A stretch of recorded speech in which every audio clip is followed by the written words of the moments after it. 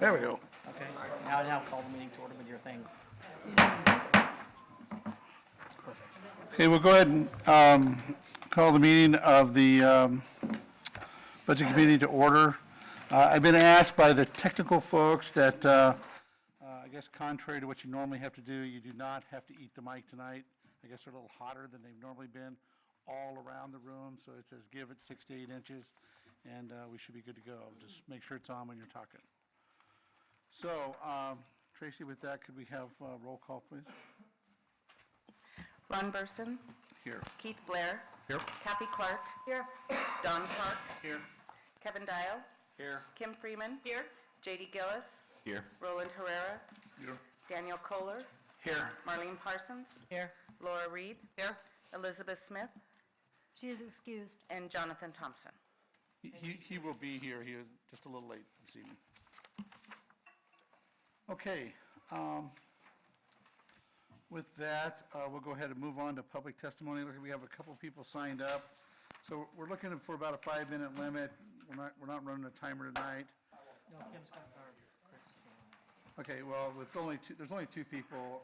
I mean, I think we can probably let them go 5:01 if they have to do it, but not 5:02. That's the time we start turning off the mics. But anyway, so we'll go ahead and start off with public testimony. Carol Dorfler. If you could come forward and introduce yourself for the record. Thank you.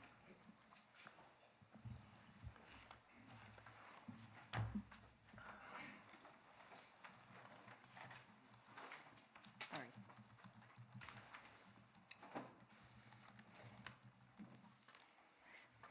Good evening, Madam Mayor, City Manager, Councilors, staff, and the Budget Committee members. My name is Carol Dorfler. I'm the president of the West Kaiser Neighborhood Association. For the year 2018-2019, the WKNA requested and received $500, and I would like to review our last year's expenses from that sum. I believe that it will demonstrate that we are good stewards of the city's money. $77 was spent on ink and paper. We have printed informational flyers for events that pass through our neighborhood, such as runs and bike rides, in an attempt to keep everyone safe. We also print our agendas, meetings, and our board and general meetings. $144 was paid to our website domain name and builder, GoDaddy. www.westkaiserna.org is maintained by a WKNA member. We post our meeting notices, agendas, minutes, and annual reports here. We feature updates on our community projects such as coming school plantings, Delight Street updates, along with happenings in our parks, and there is much, much more. Go to www.westkaiserna.org and check it out. $60 has been spent on our yard signs and the metal supports for those. Occasionally, we must replace them or add to our supply. These are placed throughout our neighborhood, at our parks, and at our board members' homes about a week prior to our general meeting to encourage attendance. $220 is a pending expense prior to July 1st for 500 brochures. The brochures are placed in brochure holders in our parks and again at board members' homes to promote our beautiful neighborhood and again to encourage attendance at our meetings. Our website address is printed in the brochure, and the brochures are printed locally. Our total expenses will be approximately $500. For the year 2019 and 2020, we are requesting $550 to be spent in the areas outlined above, $150 for a website fee, $75 printing, $75 for signs and stands, and $250 for brochures. We have requested a slight increase this year due to a rise in cost in the above areas. I would also like to say how pleased the WKNA is to see that there are actual plans on paper for a pedestrian pathway from Shamala Road to Dearborn Avenue, as noted on page 120, line 62 of the proposed city budget. We are hopeful that Mr. Lawyer and the school district will find a way to connect the proposed school district sidewalk that ends at Evans Street with the pathway at Dearborn Avenue. This has been a long ask since 2014 for the WKNA and Cummings School, and it most certainly will provide a safer route to school. Any questions? Counselor Freeman. I don't have a question, but I just want to comment. I am the council liaison to the West Kaiser Neighborhood Association, and monthly they do share their budget expenses with the group, so it's very transparent. So they have been good stewards, and everyone that is in attendance receives minutes, agenda, and knows the expenses of the association. And the signs are out. I happen to live in that neighborhood along with the mayor and Councilor Parsons, so they are out, and their brochures are in the little holders, and so they are good stewards of the funds. Great. Other questions? Thank you very much. Thank you. Meredith Mooney.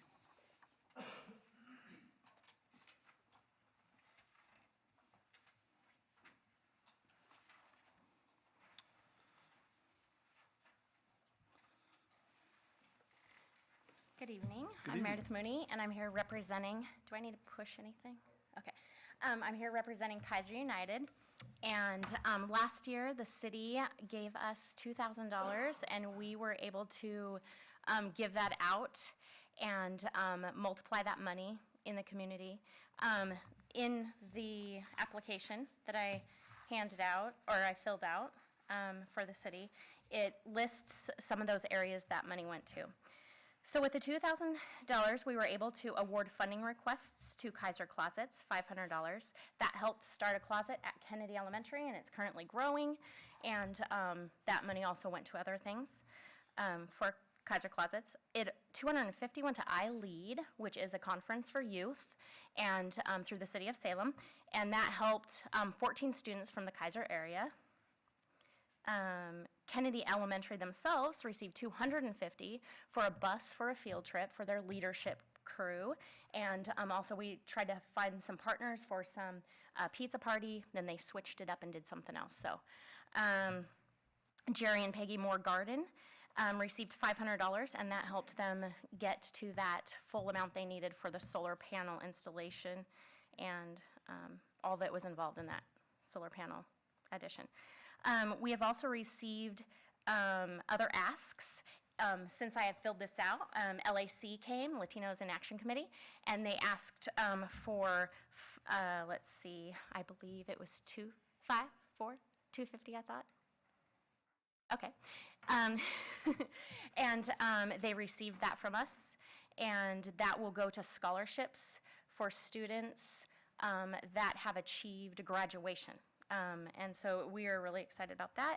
And Kaiser Elementary has joined us at the table to represent Kaiser. A CSOC has come, which is a community and school outreach coordinator, I believe that's what it's called.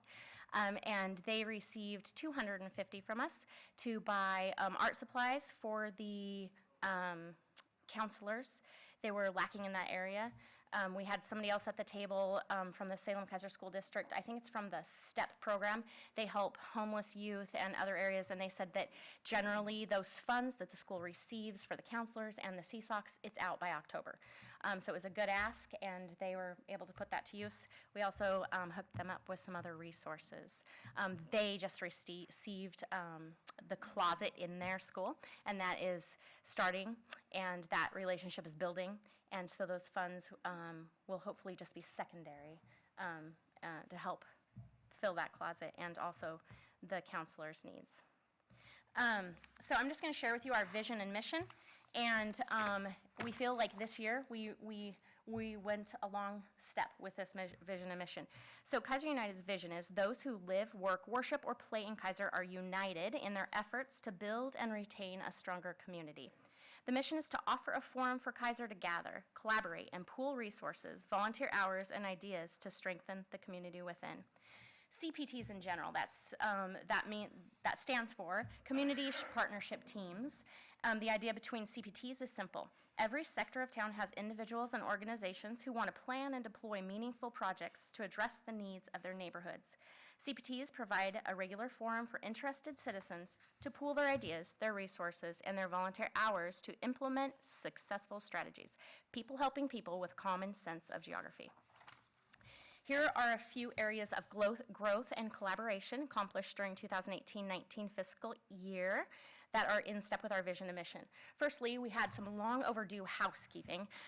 We updated our bylaws, which was no small feat. We had a friend that is a professional.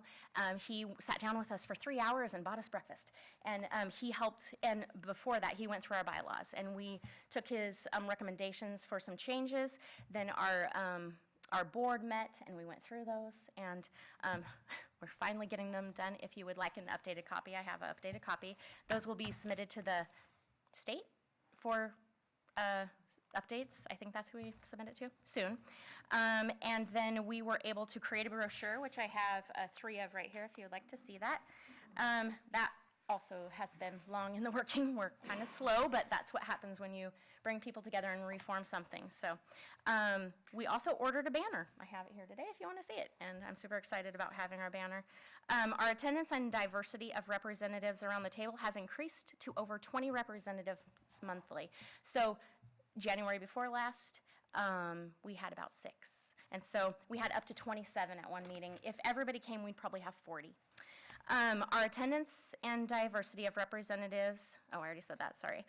Here are some of those people that are representing their organizations. City Council, KPD, DHS Self-Sufficiency Child Welfare, that's all one title, Kaiser Fire, Chamber Foundation, Salem Kaiser Collaborative, Transit, Kaiser Food Bank, Synergy Dyslexia Specialists, Community Gardens, Salem Kaiser SNAP, Salem Kaiser STEP, CERT, Southeast Kaiser Community Center, Salem Leadership Foundation, 3 elementary schools, Salem Bike Club, Samunka Place, 8 churches, and 3 neighborhood associations, which is all the associations we have in Kaiser.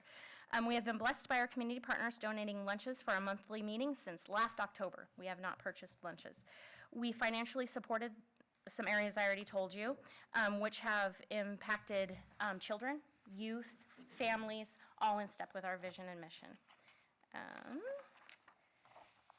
We helped connect people, not just financially helping them multiply their funding coming in, but we were also able to help connect resources. So for instance, Pastor Dominguez from LAC and Luz de Valle, he came and he heard a need at the closets for peanut butter and shoes, and his church came together and delivered like that next month, or before a month was even passed. We connected 1,000 Souls, which is a program that brings in shoes. They run the shoe drive at the schools. They connected with closets and provided shoes for the closets. We helped connect so many things. I can't even, let's see. We are currently looking at the possibility of supporting the race to save the harvest through Salem Harvest. They came and just shared with us. They just put in a funding request also. They were connected with Samunka Place. Samunka Place was connected with the gardens. Samunka Place just called and asked for more for those ladies that would like to volunteer there and keep busy. And so we're connecting them with opportunities in the community. We are excited about the 5K foot pursuit that's coming up. We want to have a table there, and we've been asking churches to come bring their information there and also hand out some free things to the community so it fills in those gaps. And yeah, I think we had another funding request just come in. I didn't write that one down, I'm sorry. So, do you have any questions? Those are some things we've been up to. Any questions? Councilor Herrera. Thank you, Chairman. Mine's more of a comment. I'm the liaison for Kaiser United, and I kind of enjoy not only the networking, but some of the stuff we did with the Kaiser Closet. That was amazing. And you mentioned this before, but the interactions from groups, Luz del Valle and Cal Club. By the way, thank you for sponsoring our bus. That we always have trouble getting funding for the buses, and you guys stepped up and helped. Jesse Leonard came over. So I've seen it in the effect that it's done on a diverse group of people, and I really like the way you helped the Moors. The Moores are the most dedicated gardeners in Oregon, probably. But I like the idea that once a month we all get together and we find out what other folks are doing. And I've connected with a mentor from the church up there, I can't remember, Church on the Hill. Yeah. And so that's expanded our vision there. So there's a lot of good stuff going on, and I appreciate your work, your hard work, and everybody that shows up. We had a nice group there at the fire station. Yeah, I think we had like did. 40 Yeah. people. That Yeah. was really nice. So Yeah. I appreciate that. That was my comment because I do appreciate very much your work. Thank you. Thank you. Other comments, questions? Councilor Freeman? Just a comment as well. I was probably your biggest critic last time. So I appreciate you and the group seeking lunch donations. And most importantly, just reporting back for all the work you and the group are doing and whom you've assisted with the small amount of money that the city has contributed to Kaiser United. So thank you for all your work. Thank you. Mayor Clark? What you said. During the year, Meredith has been very faithful to report back to the council periodically about what is happening with Kaiser United, and I appreciate Councilor Herrera being our liaison there, keeping us connected. We did put out a challenge last year as Kaiser United was just in the process of reforming, revisioning, and making sure that there was a clarity about what this was about. And to hear the progress in 1 year is very, very impressive. So thank you for your tenacity, your vision, and the hard work that you and everybody on your board has put in to make sure that Kaiser United truly is a tremendous asset to our nonprofits and our entire community. Thank you. Other questions, comments? Seeing none, thank you very much. All right. And I didn't mention our ask is again 2,000, like Yeah, last we year. have that here. And if you would like these, can I leave these brochures here? And Sure. we're proud that we finally got So them. that is all the folks that signed up. Is there anybody else from the public that would wishes to address the Budget Committee? Seeing none. Roll up your sleeves. Time to dig in. Okay. So we will move on to item 4, budget presentations and deliberations. And we'll start off with our favorite, General Service Fund. Thank you, Mr. Chair. I'm going to turn it directly over to Tim, and he's going to lead the show this evening. Thank you, Chris. If you could all join me on page 139. This is a summary of the general fund. And as a reminder, the general fund is kind of the catch-all fund. It has all of the items in it that aren't specifically reserved for a separate fund. So if there's not legal requirements that require it to be accounted for separately, it can go into this area. Primarily, it consists of police. The police department makes up about 70% of the general fund budget. And of that, about 90% of the police budget is payroll related. I think we mentioned that at the Long Range Planning Committee. The other areas that are involved in the general fund are municipal court, and that's just about 2% of the budget. Community development, which is about 6%. And then we have some parks allocations that go to the park services, and that's this year about 3.9% of the general fund expenses. So with that, I'll go ahead and dig into page 140, and this is going to be an overview of a lot of the revenue sources for the general fund. On page 140, the biggest financial support for the general fund is obviously property taxes, and as we've mentioned before, we typically budget about 4% increase in property taxes, and that represents 3% from an increase in assessed value, and then an additional 1% from new construction.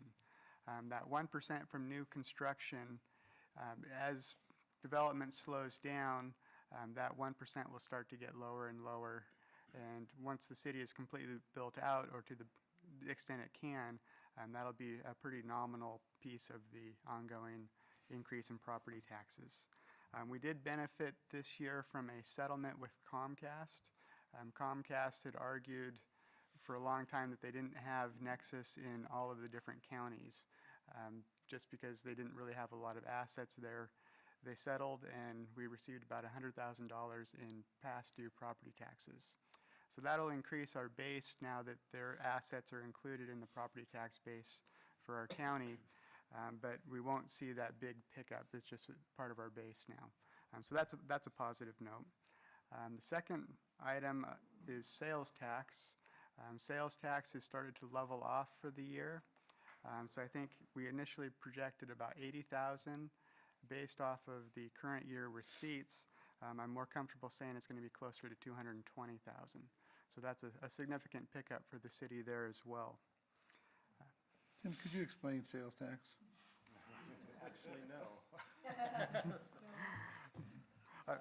I'm not supposed to. It's a tax. We only have one sales tax in the city, and I'm not supposed to really even break it out or talk about it. The gross receipts tax based on one specific agricultural product.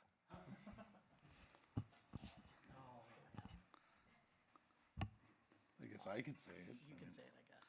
So you're talking about marijuana Couldn't, taxes, is that but what you we're talking about? shouldn't. We can't confirm that? Okay, See, I'm not on TV, so so thanks to all the people out there for smoking the hooch. Appreciate it. So the next piece of revenue for the city is franchise fees. For all the major utilities, we do charge a 5% tax that gets passed along to the city. What we're seeing right now is electric and natural gas. That really varies depending on the weather. It also will slightly increase as more residents are added, but really the weather is the primary driver. If it's cold in the winter, people will use the heat more.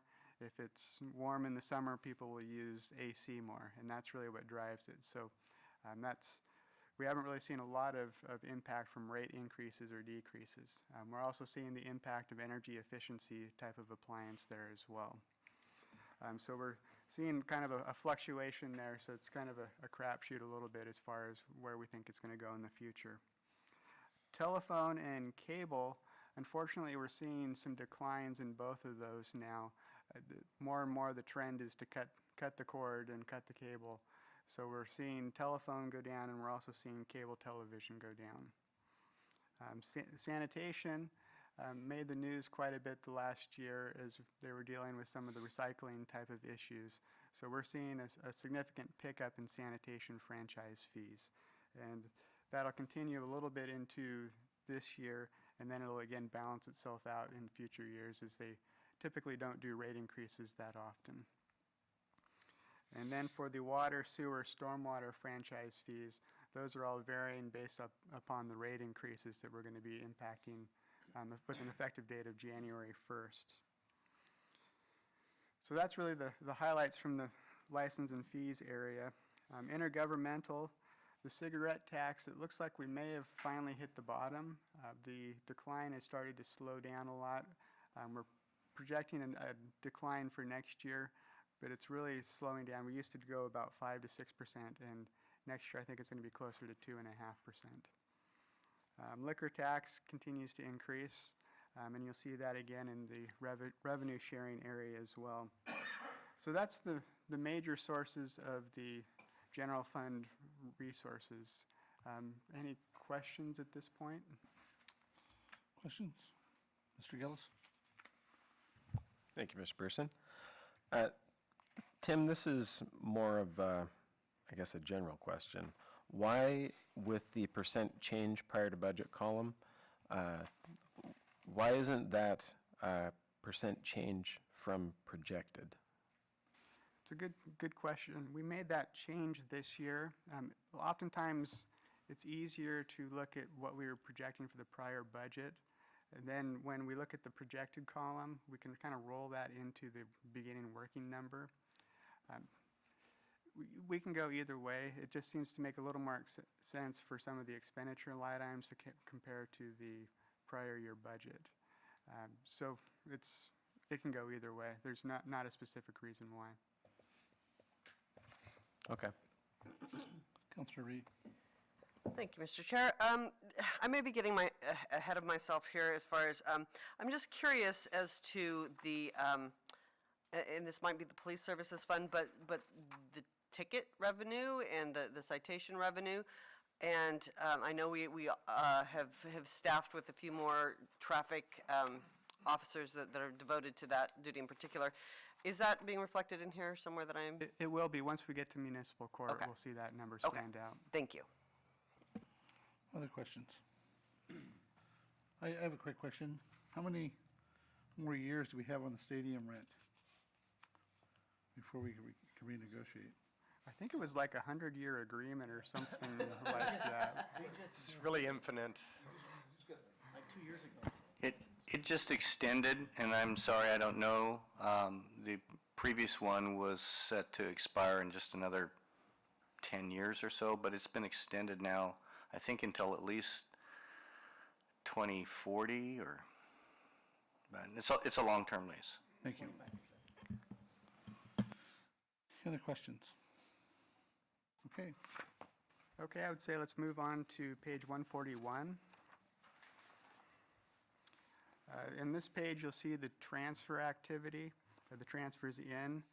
This is the police services fund, the fee that we've been charging for the last year and a half or so. This is the current year piece that's going into the general fund to support police services. So I just want to call that out, and that's where that piece resides. Unfortunately, when we're dealing with transfers, we have to separate it into its own bucket. We can't just throw it into the police area. It's kind of Oregon budget law requirements, so that's why you're seeing it stand alone by itself. Then we can move to page 142. These are the overall just administrative expenses that don't really tie to a specific department. You can see the big line is the administrative service charges, and that really represents the general fund's portion of the administrative services fund. So that would be the city manager, the finance department, the HR department.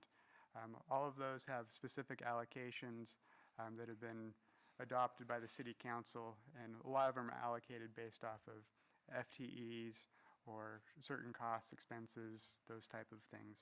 And you can see the increase. Part of the increase is obviously the PERS impact on the administrative service fund.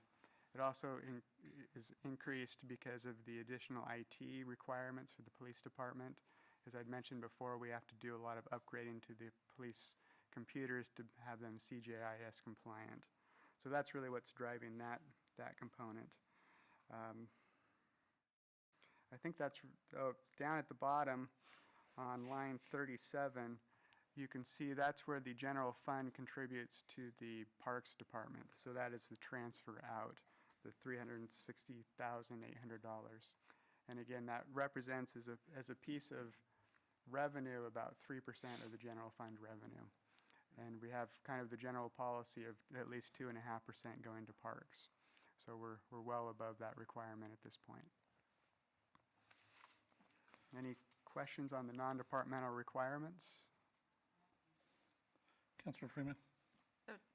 Tim, on line 14, where it talks about Kaiser Chamber support, and we have 3,000, is that something different than their request? There wasn't a note, so I just wanted, and we can talk about it later if we need to, that's fine. Sure. We can either address it now or we can address it at the end. We can do it either way. Their actual request for the general fund portion is about $75 more. So their request is split into two components. There's a general fund request, and then there's a part that will come out of the community center. So at this point, if you wanted to address the outside budget requests, the ones that impact the general fund, there's really two. The neighborhood associations, GUBSR didn't request any money last year, but they are this year. They're requesting $500. And as indicated earlier, the West Kaiser Neighborhood Association is requesting $50 more. So if we wanted to at this point, we could increase the neighborhood associations by $600, and that would cover those two requests. And then the other piece is the Chamber of Commerce, and again, that's about $75 more that they're requesting that's not in the budget. So if we were to increase that by $100, that would cover the budget request for the general fund.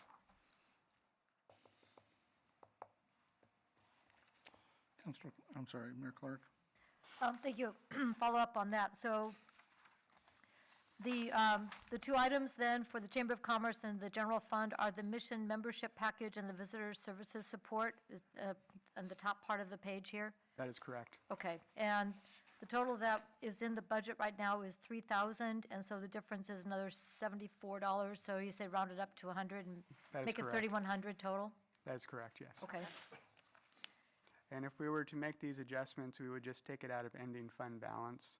And the dollar amount's not significant enough to have me stay up at night, so. okay. Sorry. So at this point, would that be appropriate time, when would be the appropriate time to make the motion to do so? You could do that now or at the very end. Well, no time like the present. Mr. Chair, I'd like to move that the Budget Committee adopt the two changes for the neighborhood associations, raising West Kaiser Neighborhood Association to a total of $550, and the Greater Gubser Neighborhood Association to $500. So Rounding up to the nearest 100. rounding it- So you want to round this 600? Yes, please. Okay. So how about make it easier, backtracked, to fund the allocations requested by the neighborhood associations by increasing the total for neighborhood associations by $600. Second. One thing at a Discussion? time. So I would like to add to that, it looks like the one new neighborhood association, the Southeast, they only asked for $400. I wish they would have come here tonight, but They're meeting right now, as a matter of that fact. extra $50 that's unaccounted for in this motion, I would, I guess it's a friendly amendment, like to give that to them, to get them a little closer to the other two neighborhood associations anyway, so. I accept that amendment. Same here on second. All right. Any other discussion on the motion? Okay, all those in favor of the motion signify by saying aye. Aye. Opposed? Motion passes. Mr. Chair, I would like to move that the Budget Committee increase the allocation for the Kaiser Chamber of Commerce from the 3,000 to 3,100. Second. Second. Okay. Any discussion on the motion? Okay. All those in favor of the motion signify by saying aye. Aye. Opposed? And I just wanted to make sure, I'm sorry, sir, I'm trying to see your last name, is it Mr. Blair? Did you have a comment you wanted to make? I thought you'd raised your hand earlier, and I, Thank you. It was actually addressed already. It was the increase to the neighborhood association's budget. okay, perfect, thank you.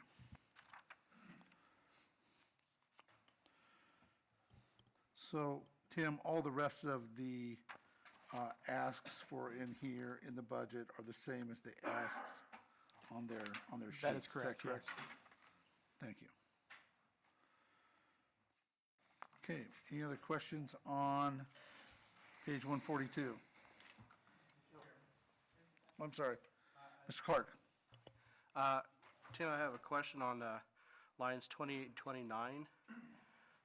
In the 2018-19 budget, you've got $300,000 about budgeted, but there's nothing projected or proposed. Is that something that's just going away? A lot of that was associated with the movie theater lease that we had entered into.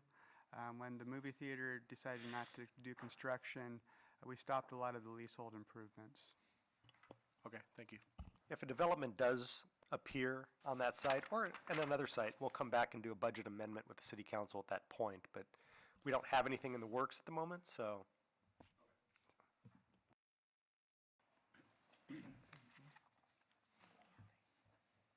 Okay, Okay, we can move on to page 144, Community Development, and with that, I'll turn it over to Nate Brown.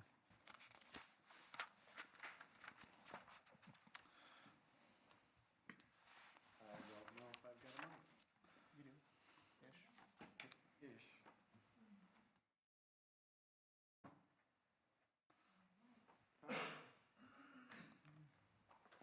So I'll move down 2 chairs.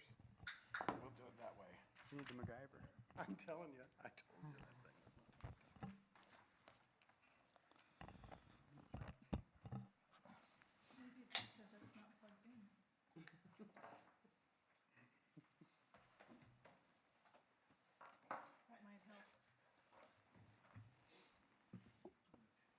So I've been pondering what adjective to put in front of similar, and I'm going to go with eerily. Has a sense of mystery and interest. So the community development budget this year is eerily similar to last year's. So you can see some fluctuations in our permit revenue. Honestly, this is, I believe, probably a function of the fact that development is getting harder and harder in Kaiser because of our land supply. So jumping on down, I did want to take a minute and talk about, in community development, we do all the permitting, all the licensing. We do the code enforcement. And as you know, code enforcement is an important function.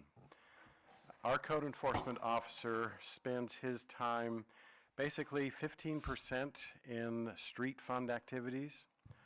He spends over 35 to 40% in support of the police in things like homeless issues, graffiti, parking, those kinds of things.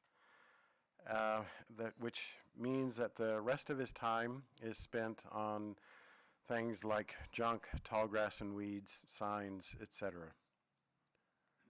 So anyway, he's spread pretty thin. I must say that Ben is an exceptional resource for the city. And those of you who know him know that he has the perfect personality. He is unflappable, and he has been able to tackle some of these long-standing, these chronic problem properties, and has had great success. So anyway, that's all part of this budget. You'll notice that there's a certain amount that is allocated for nuisance abatement, and what happens there is if we have to step in as the city, we will hire the problem to be solved, and then a lien is placed on the property. So eventually it comes back to the city. It's just a delay, and we don't know exactly when that happens, but that's all part of it. Now we get to the eerie part, and that is our expenditures, as you'll see, are identical to last year's, our proposal. They include such things as travel and training. That includes a national conference. However, for example, this year, because of all the activities that we're doing with our projects, namely the River Road Revitalization Project, our Buildable Lands Housing Needs Analysis Project, we did not attend the national conference this year. So, the last thing that I wanted to point out, you'll notice that on line 41, we have a set aside of $70,000. This was the same set aside that we had last year, and that is for UGB land use analysis. So depending on what we do with all the information that we're collecting, and we plan to come to the council and basically present all this information in a summary and identify what the costs and the benefits and the minefields and the options that we have available. So that set aside then would be used to hire a consultant to do, to document and to guide the necessary documentation that would be required depending on what option we chose. So that's pretty much it for community development. Thank you, Mr. Chair. So you mentioned the contractors.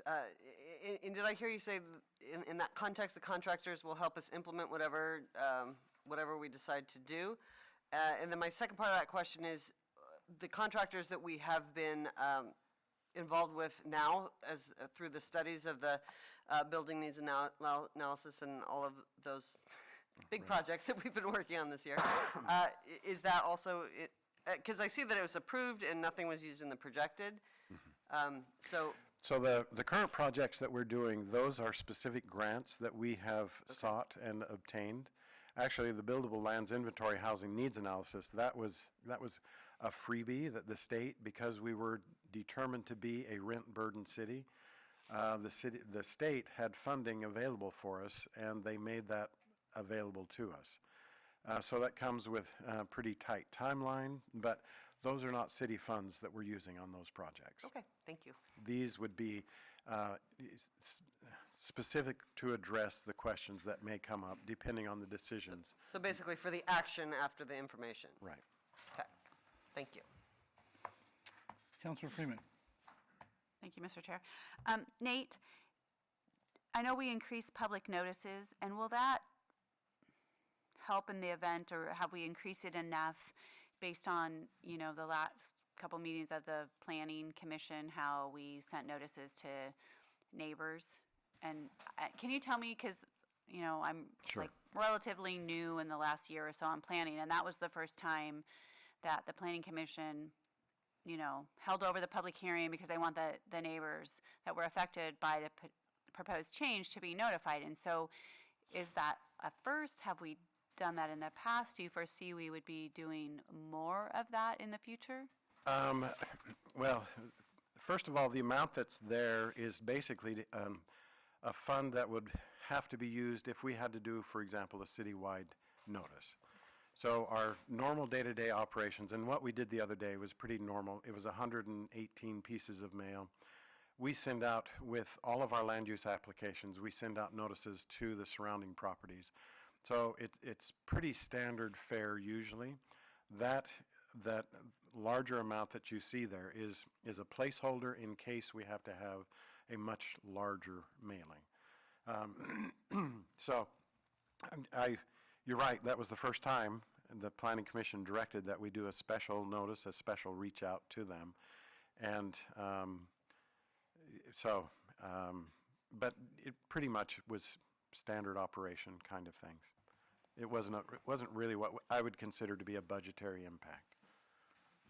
Can I have a follow-up? Because I had two. Go ahead. So I don't know if this matters or not, but under materials and services where you're discussing line 31 and 32, they're just backwards. So. They are. That's all. Thank you. I guess I'm not getting that. So line 31 is really meetings and travel, but the description goes with postage and line 32. So they just need to be, So the notes are backwards. Yeah, the footnotes yeah, the notes off a are little bit. backwards. The notes are backwards. So if you're trying to I see. read what's in line 31 and 32, the notes don't match. Sorry. So the amounts are correct. Right, but the verbiage is not right. Always need those detail people. I know, right? Nice job. Mayor Clark, you had a comment? I had a question. So we are doing all of these studies and so forth. Where do the costs, I know we're getting funding from the state through the grants, but where do those show up in this document? Because we do track them, We obviously. do. We have to report. Well, it gets a little crazy. For example, the next project that we're going to be doing is a transportation analysis of the impacts of growth on the transportation system. That is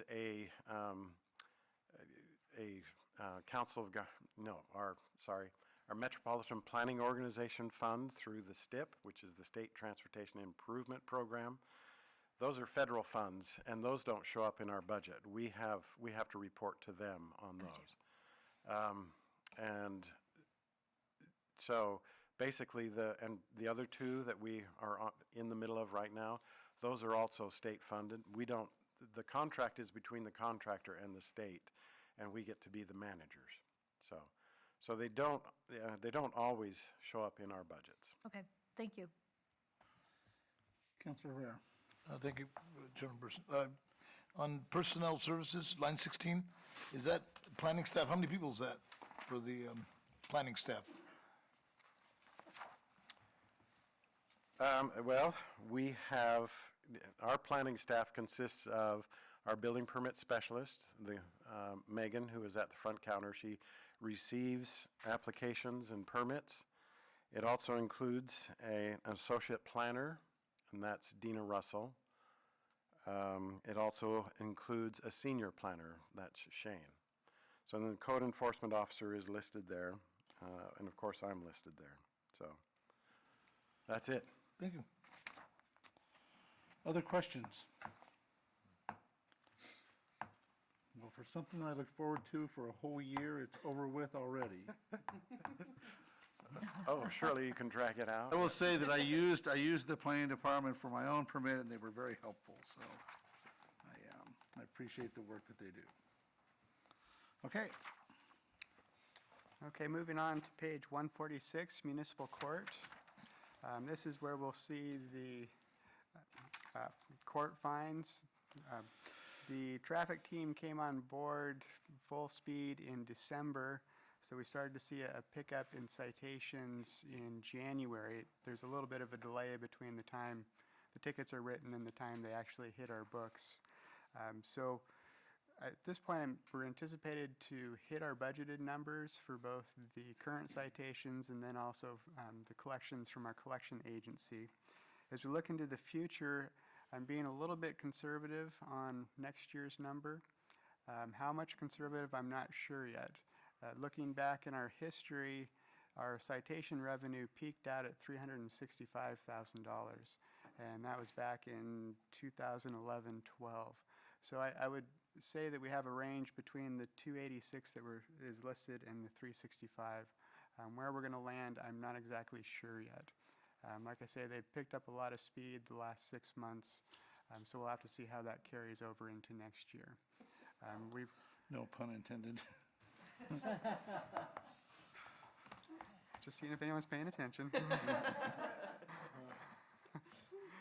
If we do come up over that number, we're going to have to come back for a budget adjustment because unfortunately there's a lot of variable costs that go along with that citation revenue. We have to pay assessments to the county and to the state. They each get a piece of the citation revenue. And then we'll also likely have an increase in contractual services, which would be credit card fees, those type of things as well. Also the judge to some extent, although he's pretty conscientious about keeping his hours pretty limited and being as efficient as he possibly can. So with that, we do have one full-time court clerk. We're starting to get a bottleneck there to some extent, so we may have to look at allocating some additional resources that way at some time in the future. But I think for the next budget year, we're probably safe with the one person so far. So with that, if you have any questions. Question, Councilor Reed. Thank you, Mr. Chair. Just a quick question. So collections, is that part of this as well? Yes. Okay, thank you. And we outsource collections to Valley Credit. Any other questions? Councilor Fuller. Thank you, Mr. Chair. So, Mr. Wood, how much do we end up writing off of those? I say there's a collection. Is that included in the collection cost, or is that, I mean, how many people just flat don't pay their fees? It's about a 50-50. So we don't actually ever really write anything off till about 20 years later. At that point, they won. We'll give it to them. But yeah, we tend to keep everything on the books for as long as we possibly can, and Valley has a history of working a lot of long outstanding citations. But from the get-go, it's roughly at least 50-50 of people not paying. Other question, Councilor Reed. So just a quick follow-up to that. So what is budgeted is what we actually received and not what is fined? That's correct. That's Okay. what we anticipate receiving. Okay, just wanted to clarify that thing. Others? Okay. Move along to police operations. Okay, page 147. We're largely the same as last year, although we had a lot of activity. Last year, we saw the traffic team come on in the fall. We saw the property detective come on in the fall. As a result of the traffic team coming on, we developed a traffic sergeant. That freed up some time for the school resource officer sergeant, so we moved some DHS reporting duties from detectives to the SRO sergeant, which freed up about a half of a detective. So you'll recall I think I just told you, we started a property detective last year. as a result of the police fee. So we gained about a detective and a half last year. So we have some rather substantial changes in the way we do business. However, not a lot of that is reflected in the budget. It's rather I think as Mr. Burson would call it, a current service level budget, right? There you go. There you go. Now you sound like a state employee. Yeah, right, I pay attention. Welcome. On page 147, you can see personnel cost increased 2.9%. It's about what we would expect, given COLAs, et cetera. You have any questions on page 147?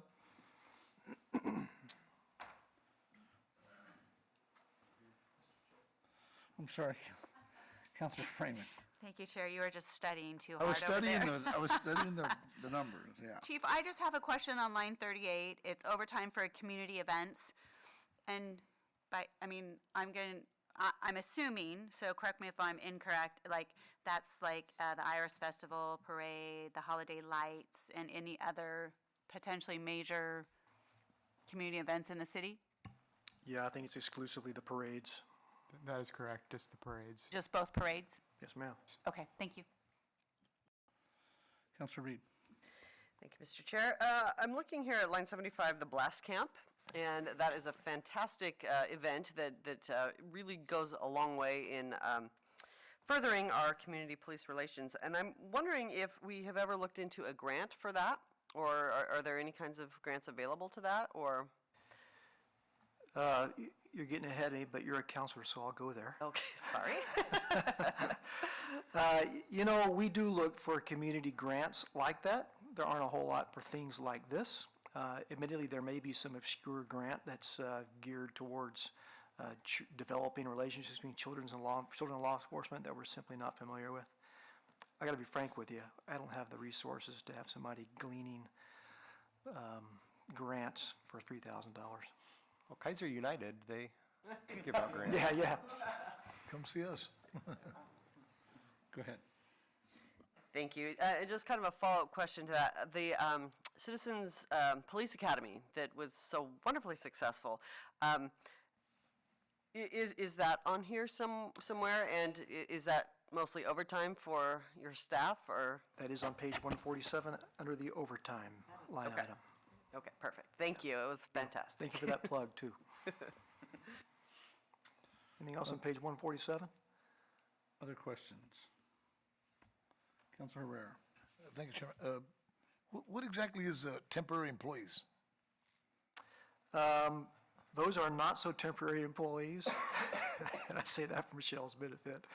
Those are not so temporary employees that work in primarily in evidence. We need another FTE in evidence, but we just simply can't do it right now, budget-wise. Thank you. Any other questions? Okay, page 148, then police operations. I'll run down this and hit some of the highlights for you. Looking at line, by the way, interrupt me at any time if you need me to back up. Line 58, labor attorney. You can see that in 18-19 we approved $20,000. We had a contested matter over whether or not the sergeant should be joining the union or not. That cost us a lot of money unexpectedly. We have a projected of about $50,000. We don't anticipate anything similar to that next year, yet being conservative, Mr. Wood budgeted $35,000 for the proposed for 1920. Contractual services, you see that drop from 13 under approved to 9,000 under proposed. That's because last year we contracted with someone to get us to our initial accreditation. That cost us $4,000, so that $4,000 will not be rolled over into this upcoming budget. Line 64 on vehicle maintenance, we're taking that from 40 to 47,000. You'll also see an increase in the previous budget of about $3,000. That's because we're nursing our cars along longer than we'd anticipated. We're not doing that out of desperation, by the way. We're doing that because they're lasting longer than we thought they would, and we're trying to get some of the vehicles on track to allow us to make more even purchases across the years, as opposed to $200,000 one year and $50,000 the next. So that's why we're nursing a couple of cars along for another year. Community services. So if you look at community services under the approved for 18-19, that was at 5,000, and the projected is 9,000, and then it goes back down to about 55. That's because we purchased a booth for recruiting fairs, for example. That cost us about $4,000. Under ammunition and weapons, and I'm tying these together, which is why I'm running so quickly across them. Under ammunition and weapons, we were $14,000 for 18-19. We're spending $23,000 this year, and next year we expect that to be $15,000. The reason why we went from 14 budget to 23,000 spent is because we found an opportunity to trade in our almost 20-year-old sidearms to Glock at not a great expense, and to get new weapons, and also to change our ammunition to about a 75% less expensive ammunition, going from 357 SIG to 9mm. I bring those together to answer Mr. Gillis's question. The change from prior budget, if we left that as change from projected, under ammunition and weapons, for example, it would show a 35% change, which to me as an administrator isn't really meaningful. When I would run across that, I would still nevertheless look for what the change was from my previous adopted budget. So since we made that change, I can now look and see, oh, my budget now is about 7.1% above what it was approved to be last year. And that's a much more meaningful figure for me to deal with, which is why a couple of us asked Tim Wood if he would make that change in that budget column. So that's a real world example of that. Durable goods went from 6 to 10, and that increase of $4,000 is a one-time purchase. Next year you'll see us back about 6. That purchase is for, of all things, a shipping container to store cars. There are some evidence items we have to store for up to 60 years. And we have 2 cars that were involved in separate murders that were of no risk to the general population. There was bad people doing bad things. And we have to hold on to those for 60 years. So we're going to put them in a container, we're going to lock them, put time capsule on the front, and They'll be valuable someday. they'll be valuable someday, although they're not drivable. So that's what that's all about. It's much cheaper for us to buy a container now than it is for us to pay to rent storage for 60 years. So that's that. Hiring expense, we took that from 75, this is in line 76, by the way. We took that from line 7,500 to 10,000. That's being a bit conservative with our budget. We have a lot of personnel changes happening right now, and we just don't want to be in the position of having to do background investigations in-house. We don't know what's going to confront us at any given time, so we're budgeting money to allow us to contract out background investigations. So our bottom line from approved 2018-19 of 920,000 to the proposed for 1920 of 970,000 is roughly, what is that, 50,000. And much of that 50,000, well, all of that 50,000 is eaten up with the 911 center, which is line 70, and our labor attorney. And so largely we have a CSL budget. Thank you. Questions for the chief? I Councilor know. Freeman. Thank you, Chair. So, Chief, I'm going back to page 147. It's really just a highlight. So we have, I'm assuming, some community members or member who contributes largely to the K-9 for donations? Yes, ma'am. Well, whoever that is or is, many people, thank you very much. I think that's awesome. And then I just have one question in reference to, line 59, where you talked about the one-time accreditation. Will you have that expense in future years? What line was that again? 59? Oh, yes, every 3 years. Every 3 years, okay. 3 years. And by the way, I want to go back to your K-9 donations, just to plug him again. The vast majority of that $18,000 in K-9 donations, and I say vast majority, I mean like 15,000, was Louis Nordyke. who passed away. So we won't be seeing that again. He was a great friend of the PD, great friend of the city. Thank you. So, other questions, Mayor Clark? I'll yield to Mr. Thompson. Okay. So my question slash comment is on line 70, the Willamette Valley Communications Center. So this is where the 75 cents on telephone, landlines, and I believe cell phones goes. And it says here that the fees that folks in this area are paying amount to $115,000, and the rest of the fees of $500,000 roughly comes out of our general fund. So there's been conversation over the years about the inability of these phone fees to be able to cover the cost of 911. I'm looking at the trajectory of this line item as it continues to carve a huge chunk out of our general fund. Where do you see that going over the next little bit? Are we in contracts that are going to keep this pretty steady? This is a huge punch into our general fund. Yeah, so WVCC has largely geared itself, and it has almost always hit 4.7% increases. I'm not real sure off the top of my head why this was 7.1% this year. We're in conversations right now with Metcom in Woodburn to consolidate. That might see some decrease. Some agencies will see a bit of an increase. Perhaps more importantly, there's a bill, and I think it's still alive, and I should know the number off the top of my head, but I don't. A bill to take a real dent out of this fee or this cost for local agencies. And I don't recall what it is. I don't recall what the bill number is. Anyway, it's being thought of at all levels, local and state. When you do find that out, would you send that bill number out to the budget committee so we can do a little research on that? I'm not sure who that is. I'll send it to you about that. Okay. Jonathan?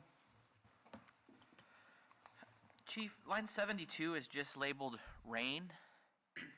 What is that, and why do we have to pay for it? We're Oregonians. We get a lot for free. RAIN is the regional, I don't know what it is. It's something area information network. It's a data, law enforcement data thing. Yeah. So I have a question. So under vehicles, it looks like in 17-18 we had money budgeted, but we haven't had any money budgeted. You had talked about trying to even this out, instead of buying all the cars one year. Why nothing this year? You'll actually see the vehicle purchases coming out of the revenue sharing fund. Several years, 2017, 18, we were just doing a little bit different budgeting. We had some different types of vehicles that showed up. So you'll see those in the next page. Perfect. Any questions? And by the way, Mayor, I forgot, I do have everyone's email address by virtue of having received the budget doc, so I'll do that tonight. Any other questions of the chief? Seeing none, that's the fastest the police budget's ever gone through. Because I kept my mouth shut. Okay. On to revenue sharing. Moving along. Well, with the revenue sharing, this is a piece of the liquor revenue that the state carves off and is used for different purposes. Again, we're expecting about a 6% increase for the year. This is the budget where we also budget for the vehicles, since we typically tie the revenue sharing to the vehicles. For the upcoming year, we're looking at buying 2 patrol vehicles, 2 administrative vehicles, and an additional traffic motorcycle. So that's really the highlights of this budget. If you have any questions? Questions?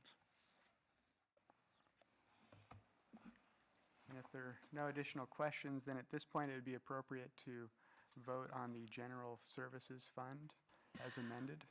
I move that we that we approve the general service funds budget as amended. Second. Any discussion on the motion? Seeing none, All those in favor signify by saying aye. Aye. Opposed? Thank you. All right. Page 150. So moving on to the Police Services Fund. This is a fund we created to provide some visibility into the police services fee. The ordinance that adopted this specifically required that we do this, or we account for the police services fee and the park services fee in separate funds. So that's why we broke the parks out separately, and we have this separate fund. So this is basically an in and out fund, and when we actually do our official audited financial statements, the auditors still consider this part of the general fund, so it gets all collapsed together. But just for budgeting purposes, you can see what's going on with the police services fee. So we're actually going to get about $680,000 for this current year. Looking into the future, based off of a 1% growth rate, we can anticipate about $686,800 in the next year. We're not sending all of that to the general fund. We're just carving off enough to support 5 additional police officers. So for the current year is $597,000. Next year's budget will be $652,000.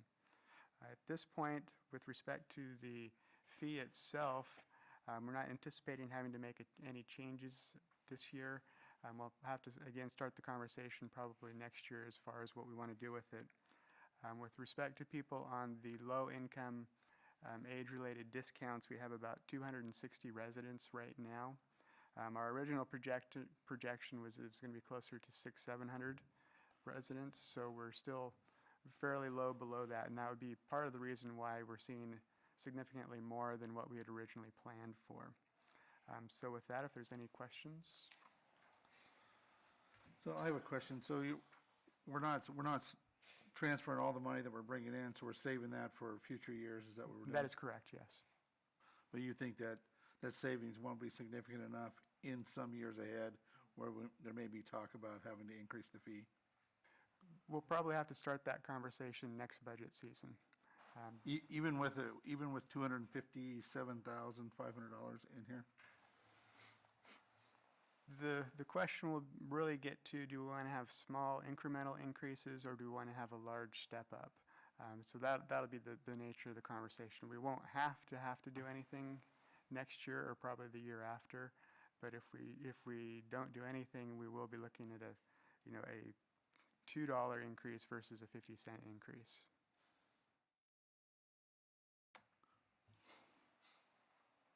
Even with the 2.5% from the Treasury, huh?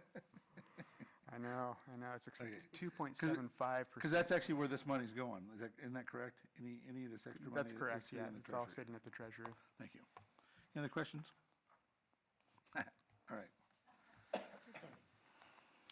Community Center. This is a standalone fund by itself as well, so we can, yep. So, on the Community Center, I'm sorry, Mr. Gillis. I make a motion to approve the Police Services Fund as written. Second.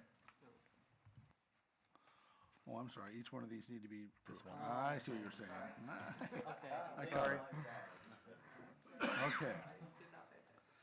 Okay, so it's been moved and seconded to approve the Police Services Fund. Any discussion? All those in favor signify by saying aye. Aye. Opposed? Passes. Community Center.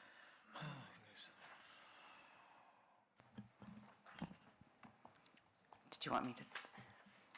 Don't all speak at once. Who owns this one? I was just waiting for the signal. I was just going to say the community center continues to improve as far as the rental revenue goes.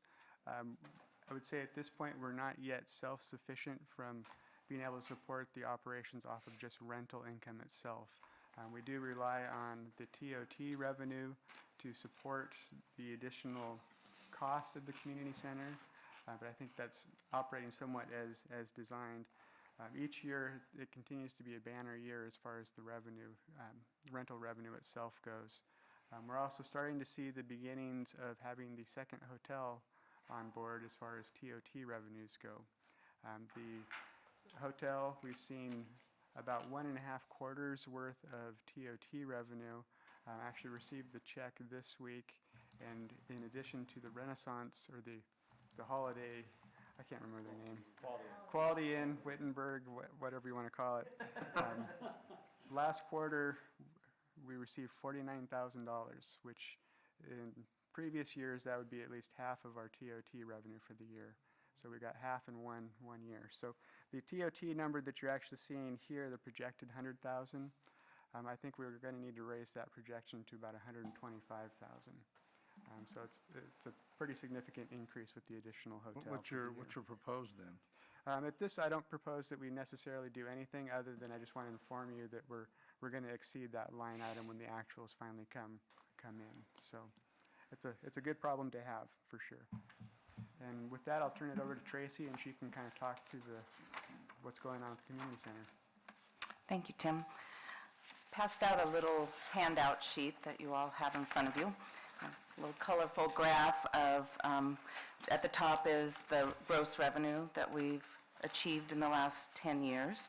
And then below that is the rental, the events we've had last year and then this fiscal year, with May and June, the highlighted colors being events we have on the books right now. So those are scheduled and all set to go, but we could have a few more than that. So just in comparison, 569 events last year, this year 650. So we're busy, and behind that, one of the columns is the approved fee waiver. Those fee waivers have to go before the city council, so I kind of gave you a little overview of those 9 events that the city council waived the fees and how much revenue that was foregone for those events. One other column, the community non-pay events. Those are such events as the Kaiser Library Book Sale, Kaiser United, the neighborhood associations meet in the rooms each month, Willamette Water Trail, Claggett Creek Watershed. We have Erosion Control Festival, Water Festival. So some of those total the community non-pay 178 events. So if you have any questions about this chart, I just think it's interesting to kind of look and see where we keep going. And I keep thinking one of these years we're going to peak, but we have not yet. So now to the numbers. We have, besides myself, I have a full-time events coordinator. She works full-time. And then we supplement that with temporary event hosts. Temporary, but I think we have one that's been here for 5 years now, so far from temporary. But we recruit a lot. We go through our event hosts quite often. They get paid hourly, and they're here evenings and weekends to cover the events. They set up for the events. They are here during the events, and then they clean up for the events. So you'll probably see a couple of them pretty soon. They'll be in to set up for events for tomorrow. So based on more events, you'll see a little increase in our temporary helpline item in the personnel services. So that's to account for the additional events we're having and the additional hours that we need assistance. And other than that, I think the personnel services, there's not much else besides the COLA and step increase for the event coordinator. In the materials and services, one of the increases is in contractual services. Whenever there's an event that has alcohol service, we hire security to be here on site, both to protect the building and just to make sure things don't get out of hand. So those costs are out of that. We do get reimbursed from the client for those hours of that. But with more events, we increased that. And then more events has also led to more janitorial supplies, a little bit more bathroom supplies are necessary for more people. And other than that, equipment maintenance and repair. We constantly, projectors, screens, something's always in need. The building's 10 years old, still working on the carpet issue. We hope to have that completed soon. And the wall panels, they're getting pretty beat up, and hopefully we won't have to do a lot of repairs, but they're about $7,000 a panel to buy a new panel. So other than that, I can answer any questions that you have. Jonathan? You go ahead. So line 48 jumps out as a 4,000% increase. I'm just curious what that is. That would really be us putting away a little bit of money for future repairs. That's really what it ends up being. We also try to get a couple of months' worth of cash in each fund to be the operating revenue in case something really goes sideways on us. So we're intentionally building up the ending fund balance.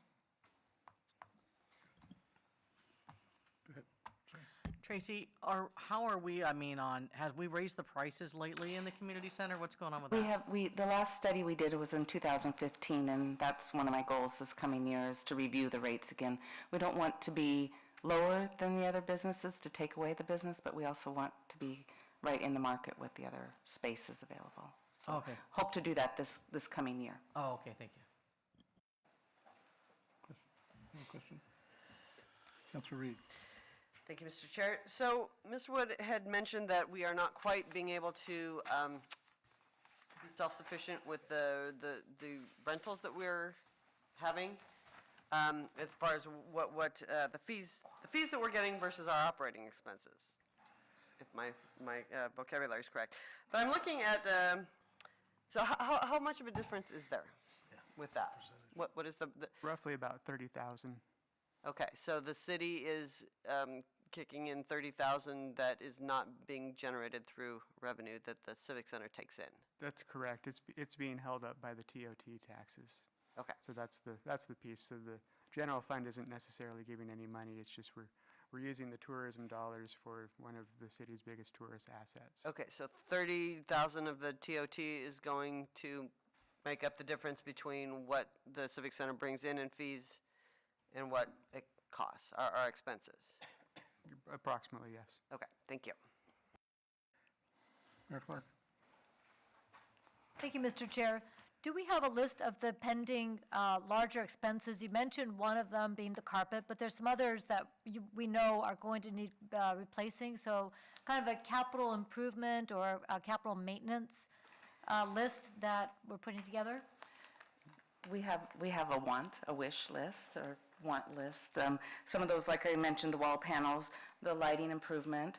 We hope we have some real storage issues, so we may be looking at one of those containers maybe one of these days. And just projectors and screens. Microphones in the council chambers. cars? No. True, but I would really like to see that at some point. So I have a better picture of not only the ongoing day-to-day, but also this is a facility that has to be maintained long-term. So to see that rolled into this plan so that these dollars that we're setting aside for capital outlay and so forth, that we know what that plan is going forward for the long-term. We can definitely do that, for sure. Thank you. I didn't mention one of the things that we will be looking at purchasing in the next year are more rectangular tables. We're finding more and more we're having conferences that need, instead of sitting at round tables, they want classroom-style setup, and so we're very short on tables for that. So that'll be a purchase this next year. Okay, thank you. Mr. Wood. Yeah, we should. This would also be an appropriate time to address the outside request from the chamber. So again, they've requested 15,000 from this budget, so.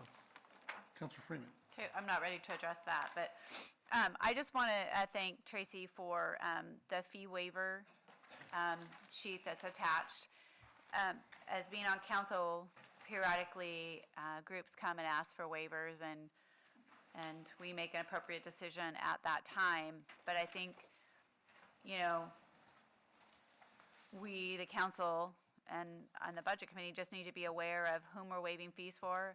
I'm not saying we stop waiving fees, I'm just saying that in the event of when we're always running short, that may be something that the council really has to look at potentially. So I just appreciate it all being listed out for the year, what the council's actions were. So thank you. Other questions? Councilor Kohler. Thank you, Mr. Chair. My understanding is that we have a different rate for government people that use that versus private party or community people that use that. How does that break down, or is that shown here somewhere and I just don't see it? It's not shown here on this, but the council has adopted the resolution with the rates. Government agencies get a 20% discount. Kaiser Citizens get a 25% discount. So And how often are we, how often does that get exercised? It gets exercised quite often. We have been the location for we have several repeat customers. Department of Human Services is here often. ODOT's here often. School district is here often. So we've established a good relationship with those. So I don't have a total of how much revenue we've foregone by giving out those discounts. But then the citizens, Kaiser citizens, as long as they're the ones filling out the application and can show proof of residency, they get the 25% discount on their rooms. Except for the small, if they're renting just one small room, there's not a discount. Okay, other questions? And Tracy, if we buy more rectangular tables, again, if they were go to a facility to rent tables, we give a per item charge on those, or are they included in the facility? The tables and chairs are included with the facility rental. So is that what If you're? anybody was doing a setup of a facility and they rented tables and chairs from outside, Oh. that would be an additional cost. If you go to A and Z, you get a cost Yes. associated. In fact, we have had to rent some tables once, and I know we rented, I think it was 20 or 30 tables, and it was like $500. Just something to look at in our fee structure. If we provide tables, they get an additional charge. We do, the tables and chairs are provided with the rental, so we kind of Build it in. include that in the rental fee. Okay. So I have a question for you, Mr. Wood. So you had talked about there were about $30,000 upside down on this. However, you have $115,000 of TOT tax budgeted in here to make up that 30,000. So is the remainder going into this ending balance? That for is capital correct, outlay? yes. So it doesn't quite get there, but it's pretty close anyway, so, all right. Mr. Gillis? What are the restrictions on TOT dollars? That's to be used for tourism-related activities. What outside of community center qualifies as tourism-related activities?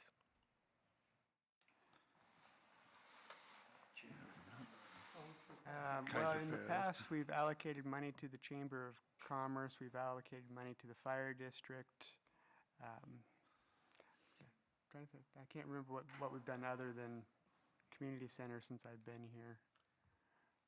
In years gone by, it was common practice to take TOT dollars and help fund both police and fire services, because those services are utilized by visitors to your community.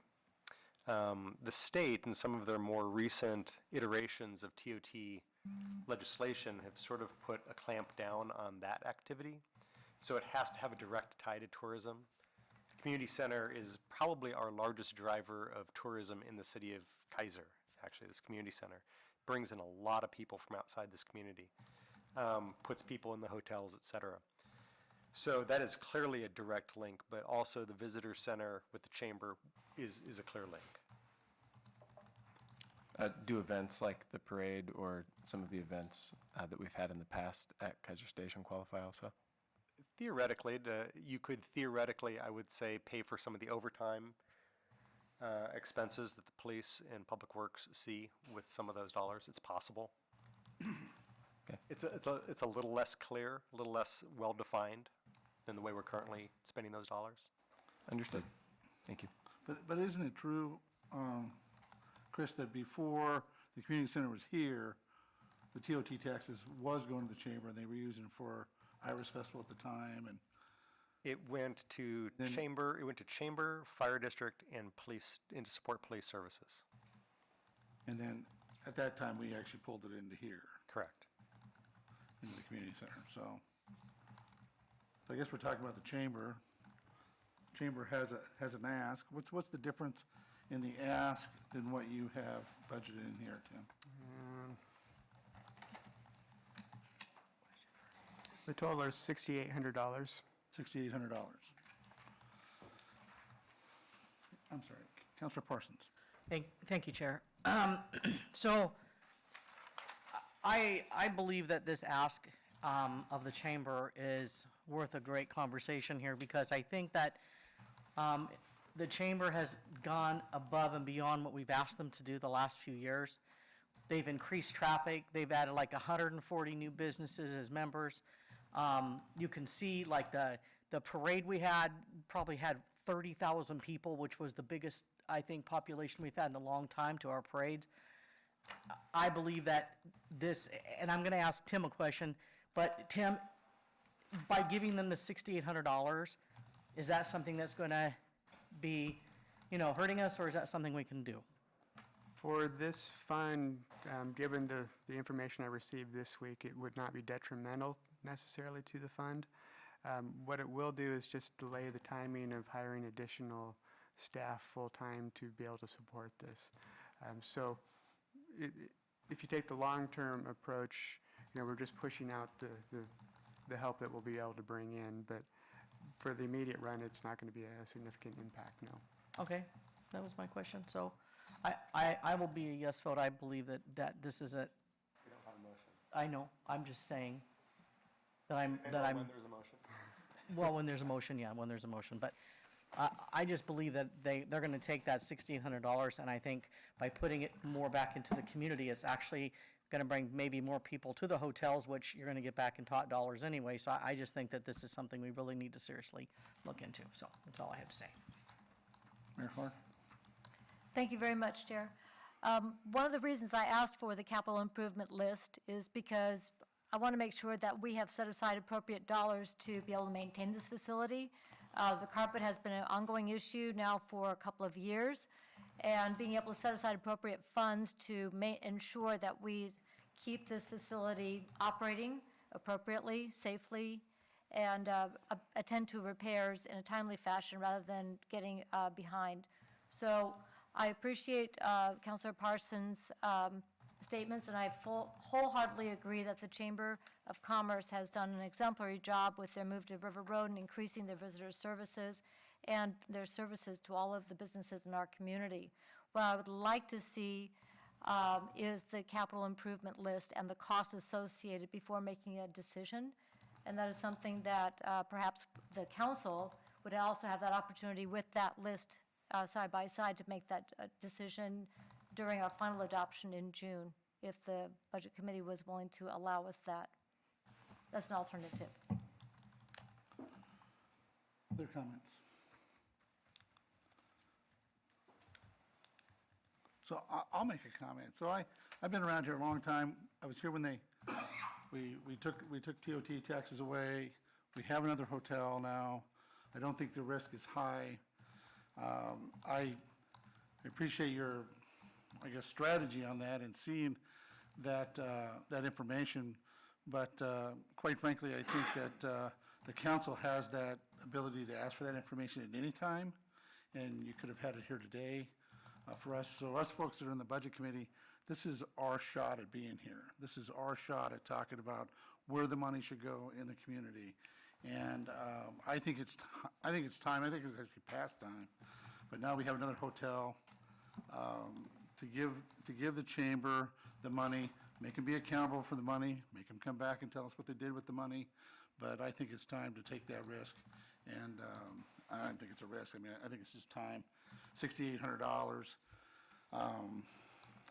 it's not a lot of money for what they're going to do. And like I said, when they drive people into the town, that they're going to be the ones using the hotels, which will turn around and put more money into the fund. And like I said, you just said today you got a surprisingly large check for TOT, and so I really don't think the risk is that high to keeping this building up. So, Councilor Kohler. Thank you, Mr. Chair. I tend to agree with you. I've been the council liaison for the chamber for the last few months, and I'm totally impressed with the efforts that they put in, and I think that it'd be a good investment on our part to continue to support that.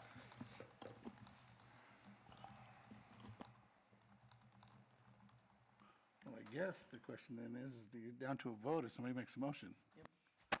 Mayor Clark. Well, let's put a motion on the table then, if it's all right with you. Sure. Would you like to do that? Sure. I guess before I put the motion on, I'm wondering about the 6,800 and where that is on all these numbers, because I'm seeing different numbers, and 6,800 is not one of them. I think some of the money was prior, wasn't it? Correct. If you look at line This one here. 32 Okay. on page 152, we already have $8,500 in the budget for them, so the request is, 6,500. their total request was about 16,000. Okay. So many So numbers. I know I shouldn't do math in public, so. That's $7,500. Well, and then this one, 7,500, my apologies. okay. Okay. So, I'm gonna probably need help here, but I move that we approve the chamber request for an additional $6,800 to come out of the TOT fund.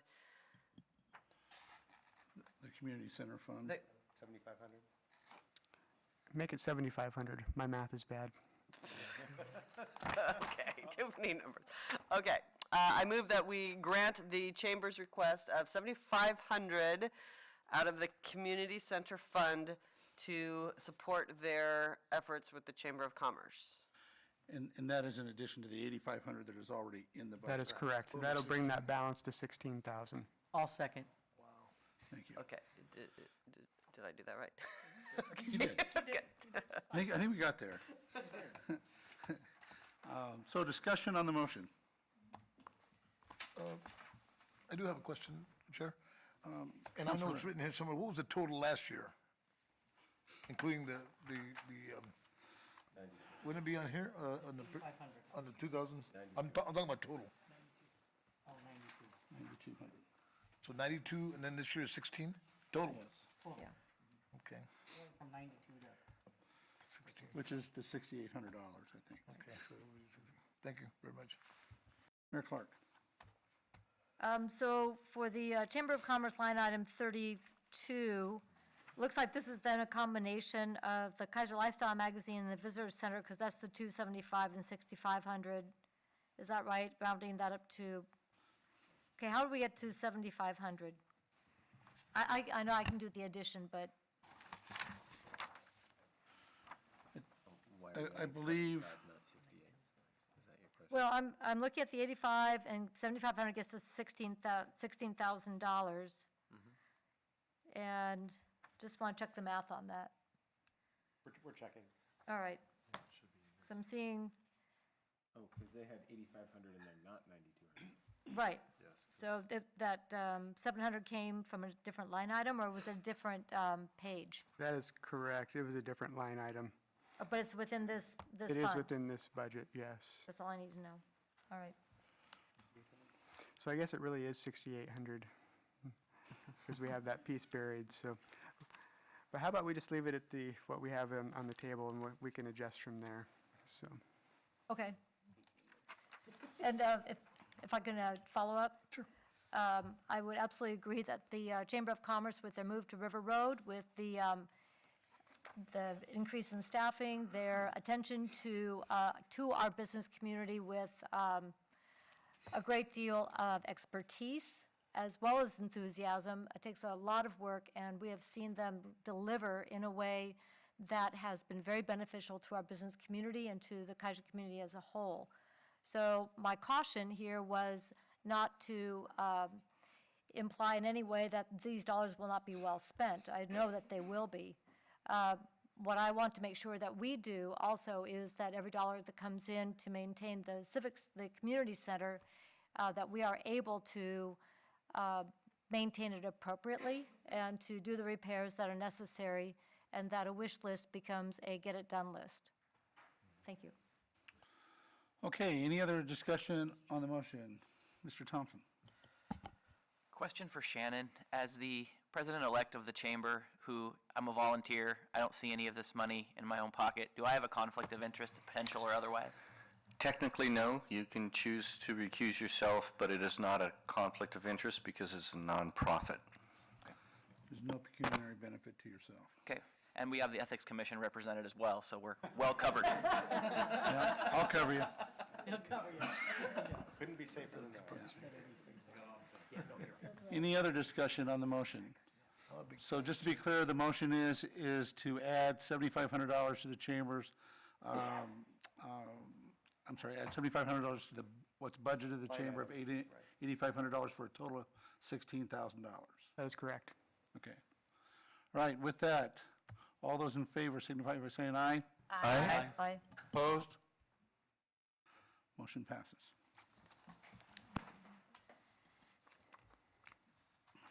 We would also need a motion on the entire fund then. The fund, that's right. Are we done with the fund? Yes.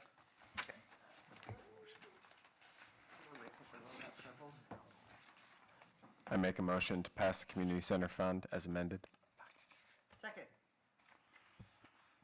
Okay, it's been moved and seconded, we pass the community center fund as amended. Any discussion? All those in favor of the motion signify by saying aye. Aye. Opposed? Motion passes. So can I ask them for some indulgence from the group? I'm getting older and I need to take a break. So can we take 5 minutes? I would second that. 5 or 10 minutes? 5, okay. Thank you very much. I appreciate it. Just round up.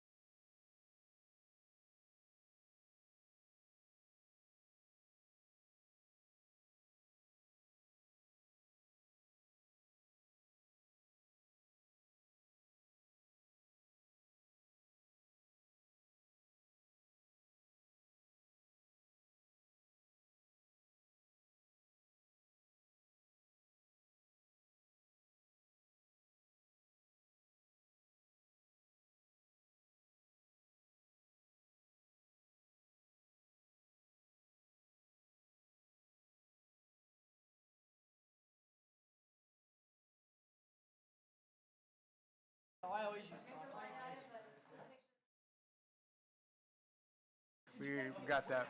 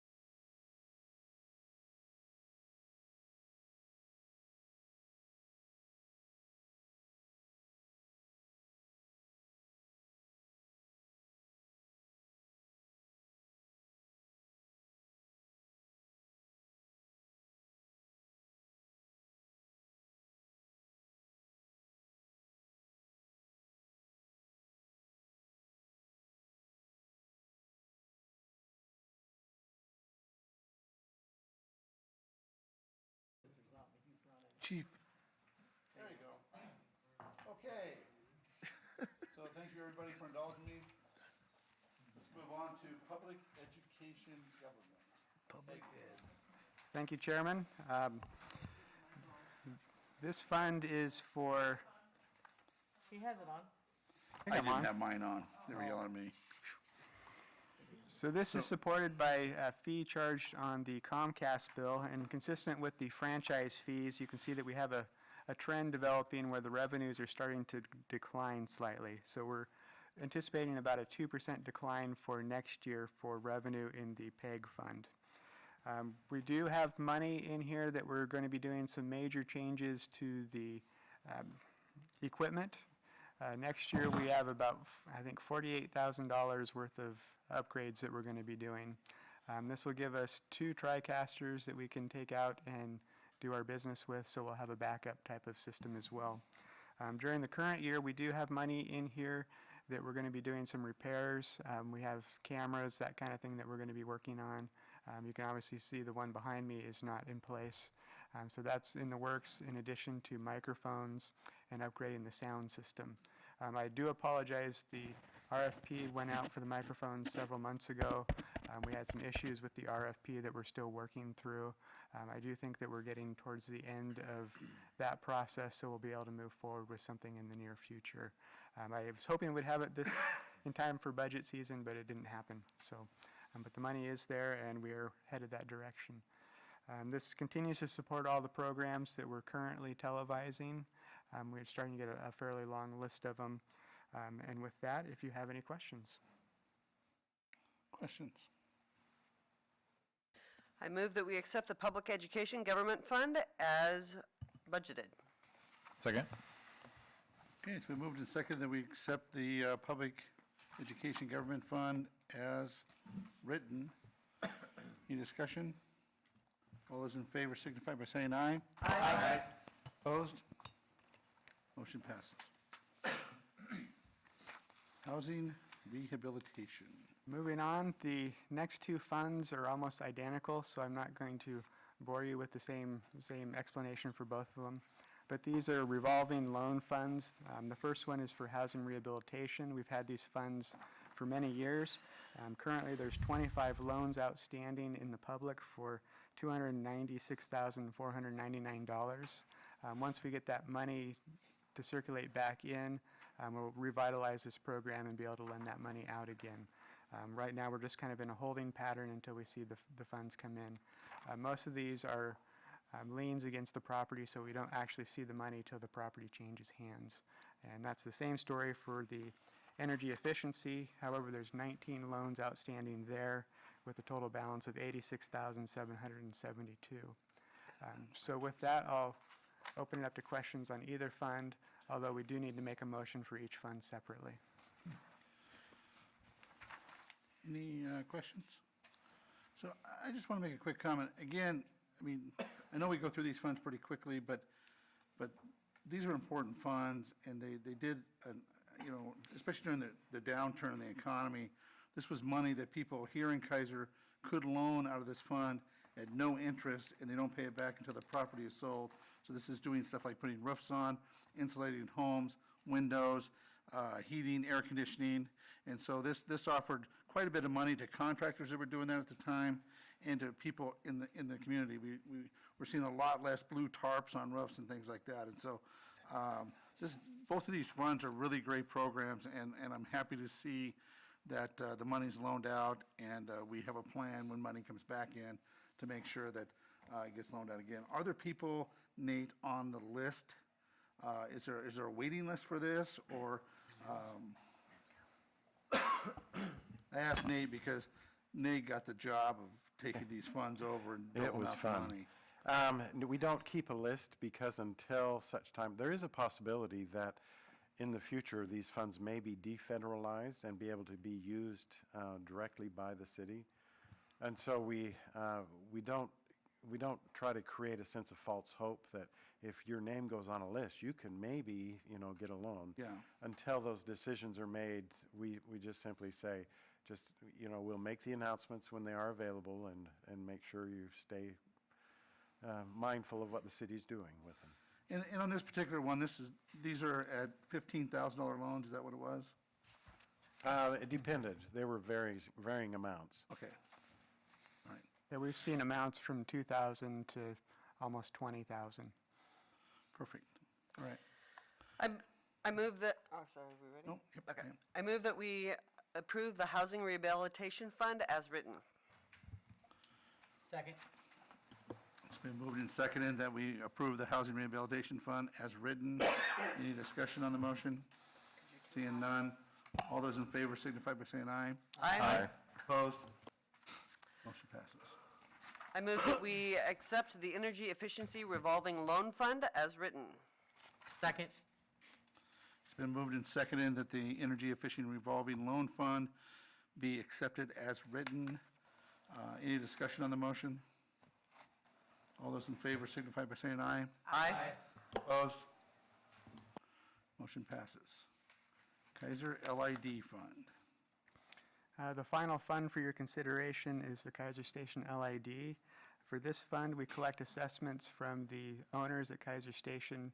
They're reimbursing the city for infrastructure stuff that we put in, and we take that money and turn around and pay off a debt that we have associated with this. At this point, we're looking, the final debt payment will be June 2031. So we've got a ways to go. At this point, all of the assessments are current, so we don't have any default issues. So we just keep going. So with that, if there's any questions? Questions? So the one property that we, for lack of a better phrase, foreclosed on, how long before we're able to sell that, or how long before it comes back to us? I believe that's actually ours now, so I'm going to turn it over to Shannon. You might know more than I do. The property has been ours for 5 years, almost exactly to the day, since the foreclosure. There was an option agreement on it, and that option agreement has expired recently. Okay. So it is up for sale now? It is not actively up for sale. It'll be an issue for the council at some date here. Thank you. Any other questions? I move that we approve the Kaiser Station LID Fund as written. Second. Third. Okay. Well, it has been moved and more than seconded, because people probably want to go home. This is the last one. To approve the Kaiser Station LID Fund as written. Any discussion on the motion? Okay, seeing none. All those in favor signify by saying aye. Aye. Opposed? Motion passes. Okay. Ready for the big motions. All right, I move that we approve the City of Kaiser budget for fiscal year 2019-2020 as amended by the Budget Committee. Second.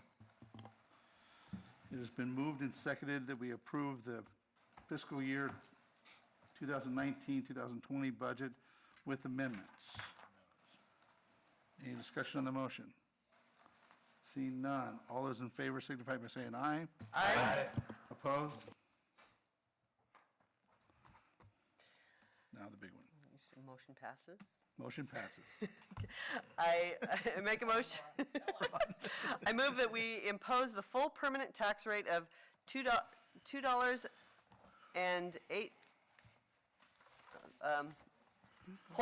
2.0838 per thousand of assessed value on the tax rolls of the City of Kaiser for fiscal year 2019-2020. Second. Okay. It has been, it has been moved to impose the full permanent tax rate of 2.0838 per 1,000 of assessed value on the tax rolls of the City of Kaiser for fiscal year 1920. Any discussion on the motion? All those in favor signify by saying aye. Aye. Opposed? Motion passes. So we have questions. Anybody have any questions or closing comments they'd like to make for the Budget Committee this year? Thank you, staff. Go ahead, Tim.